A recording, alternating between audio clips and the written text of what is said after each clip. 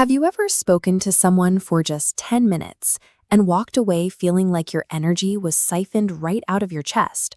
They didn't shout, they didn't insult you, yet simply being in their presence left you exhausted, heavy, and suddenly doubting yourself.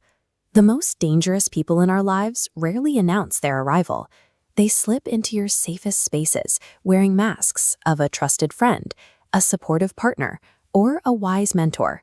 When the exhaustion sets in, the instinct is to protect them. You rationalize their behavior, telling yourself that maybe you're being too sensitive or that you misunderstood their intentions, actively questioning your own sanity to keep their image intact. Psychological sabotage operates quietly. It dismantles your reality by first convincing you that your mind is the one making a mistake. The Swiss psychoanalyst Carl Jung spent his life mapping the unseen architecture of the human mind. He realized that every person carries hidden compartments, parts of ourselves we actively refuse to look at. Jung called this region the shadow, the vault for our deepest fears, hidden jealousies, and unacknowledged insecurities. Refusing to confront it makes us its captive.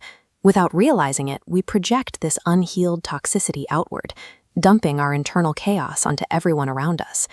The individuals draining your peace are often drowning in their own darkness. Understanding this mechanism is the first step towards psychological defense. This projection takes specific forms. The first group operates by externalizing their internal emptiness. We can call them the drainers, the energy vampire, and the narcissist. The energy vampire approaches you with a constant stream of crises.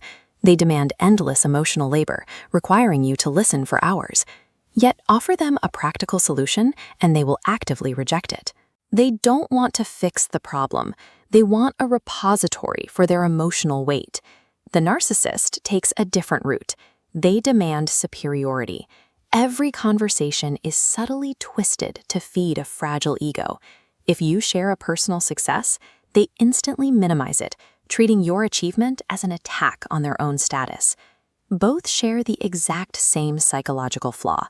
They try to fill a bottomless internal well by siphoning the vitality of those closest to them. Engaging with them is a one-way emotional transaction, engineered to leave you bankrupt. The second category operates with far more subtlety. The manipulators, comprising the master manipulator and the emotional predator, rule through whispers. The master manipulator relies heavily on gaslighting. They feed you half-truths and offer subtle invalidations of your experiences. Day by day, they plant tiny seeds of doubt until you wake up unable to trust your own memory of events. This chart shows the emotional predator cycle.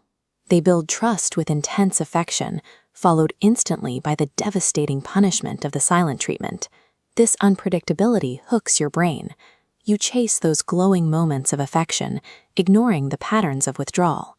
Manipulators create an illusion of choice, conditioning you to willingly hand over your autonomy in exchange for their approval.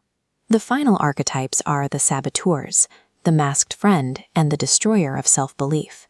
Their primary weapon is a carefully disguised envy. The masked friend keeps you close specifically to monitor your progress.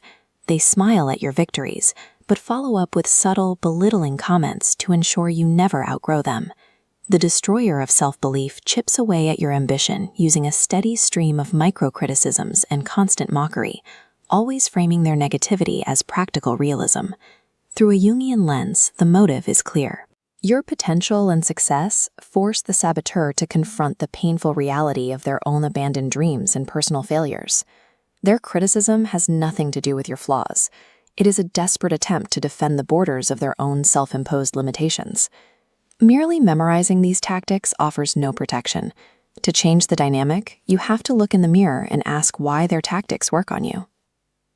Toxic individuals weaponize your best traits.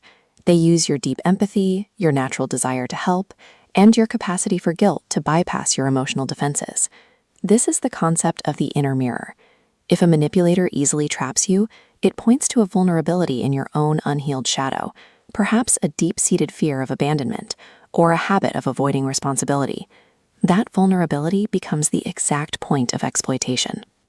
The people who trigger and drain us the most are holding up a mirror, highlighting the precise emotional wounds we have refused to heal in ourselves. Firm boundaries operate as a language of self-respect, severing the toxic bond by refusing the transaction. To truly mature, we must accept that we too possess a shadow. We are all capable of jealousy, a desire for control, and deep-rooted fear. Recognizing the darkness within yourself removes the primary point of leverage used by external manipulators. When you understand your own shadow, no one else can use it against you.